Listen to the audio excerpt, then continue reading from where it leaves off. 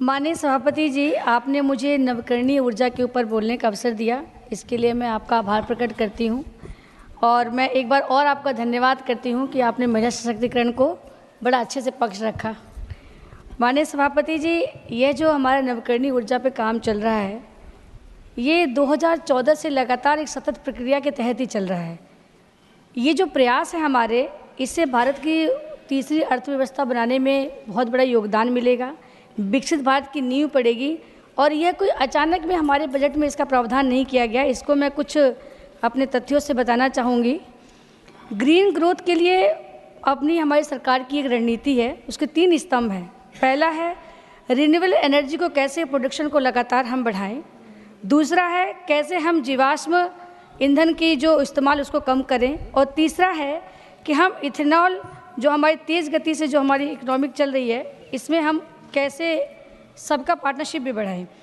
इसी के तहत हमारी इथेनॉल ब्लेंडिंग हो, पीएम कुसुम योजना हो, सोलर मैन्युफैक्चरिंग के लिए इंसेंटिव देना हो, रूफटॉप सोलर स्कीम हो, कोल गैसिफिकेशन हो, बैटरी स्टोरेज हो, किसान पीएम प्रणाम योजना हो, गाँव के लिए गोवर्धन योजना हो, शहरों के लिए व्हीकल स्क्रैपिंग योजना, ये सब उसी का पार्ट है। माननीय सभापति जी, आज 2014 से रिन्यूएबल एनर्जी के लिए भारत सरकार ने जो भी लक्ष्य रखा है उसको समय से पूरा किया है।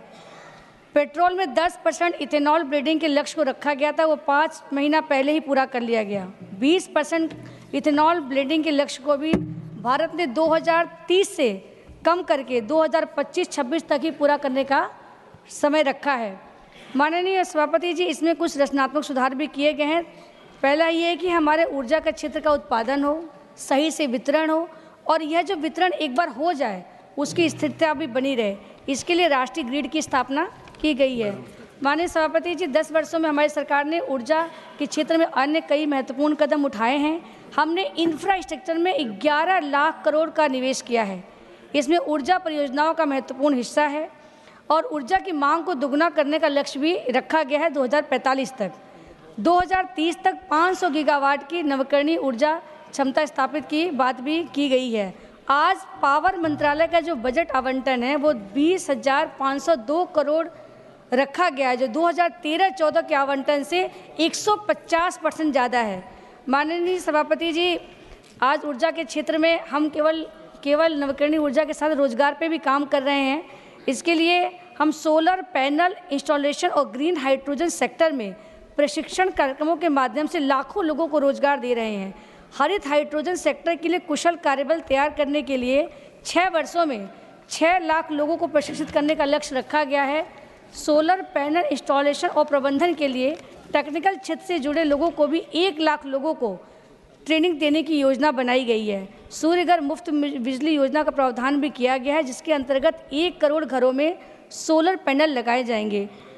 माननीय सभापति जी, हमारे प्रधानमंत्री जी बहुत विजनरी तरीके से काम कर रहे हैं। हमारे अन्नदाता कैसे ऊर्जादाता बने, इस पर प्रयास चल रहा है। कुसुम योजना उसका बहुत बड़ा उदाहरण है, जिसके 3 कंपोनेंट हैं, कुसुम ए, कुसुम बी और कुसुम सी। कुसुम ए में हम बंजर ज़मीन में बिजली का उत्पादन करेंगे सोलर पैनल के माध्यम से। कुसुम बी में अपने खेत में आप सोलर पैनल लगा के बिजली का उत्पादन करें, और कुसुम सी में सोलर पैनल लगाकर कृषि सिंचाई की व्यवस्था की गई है। माननीय सभापति जी, गोवर्धन योजना के बारे में बात करें तो ग्रामीण क्षेत्र में कैसे नवकरणीय ऊर्जा पर काम किया जाए, इसके लिए काम हो रहा है। इस बजट में सरकार ने गोवर्धन योजना के तहत 500 नए प्लांट लगाने की घोषणा की है। ये पुराने ज़माने के गोबर गैस प्लांट की तरह नहीं होंगे।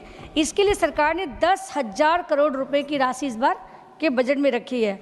माननीय सभापति जी, महिलाओं के लिए हमारी सरकार हमेशा चिंतित रहती है।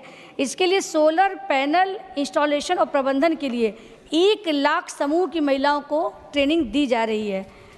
और इसमें मैं थोड़ा ग्रामीण क्षेत्र से आती हूँ, तो बिना ये बात कहे अधूरी रहेगी। जब 2014 में सरकार बनी थी और घोषणा किया गया था कि लगातार लाइट आएगी, तो मैं उस समय विधायक थी, तो यही सोचती थी 2017 में सरकार हमारी यूपी में है कि ये सरकार ने बोला तो है, पूरा कैसे होगा। लेकिन इसके लिए भी मैं बताना चाहूँगी माननीय सभापति जी, शहरी क्षेत्रों में बिजली की आपूर्ति अब 2024 में 23.4 घंटे हो गई है। ऊर्जा आवश्यकता और आपूर्ति की गई ऊर्जा के बीच का जो अंतर 2013-14 में 4.2 था, अब वो घटकर 2024-25 में 0.1 % रह गई है। तो ये मैं इसलिए बताना चाहूँगी माननीय सभापति जी, क्योंकि उस समय कोई अगर आ जाता था घर में शाम को तो लगता था कि आदमी कैसे, कहाँ, लाइट के बिना तो क्या ही होगा। तो अब चूँकि आपका आदेश आ गया तो मैं अपनी बात को, है तो बहुत कुछ ठीक है, चूँकि हमारे एक मिनट और लीजिए आप। बस चंद लाइनें कह के मैं ख़त्म कर रही हूँ। 1 मिनट और लीजिए। 1 मिनट ही लूँगी माननीय सभापति जी। बस मैं इतना ही कहूँगी कि जो हमारे PM साहब हैं वो लगातार हमारी महिलाओं के लिए, किसानों के लिए, युवाओं के लिए कर रहे हैं, उनके लिए 2 लाइनें कह के अपनी बात को समाप्त कर देंगी। भारत माँ के घर में नया बसंत दिखाई देता है, वंशवाद की परंपरा का अंत दिखाई देता है। भारत माँ के घर में नया बसंत दिखाई देता है, वंशवाद की परंपरा का अंत दिखाई देता है। अब मैं भी उस कड़ी की हिस्सा हूँ। तुमने उस दिन परंपरा का सूरज एक उगाया था, तुमने उस दिन परंपरा का सूरज एक उगाया था, जिस दिन तुमने संसद की चौखट पर शीश झुकाया था। सभी को प्रणाम।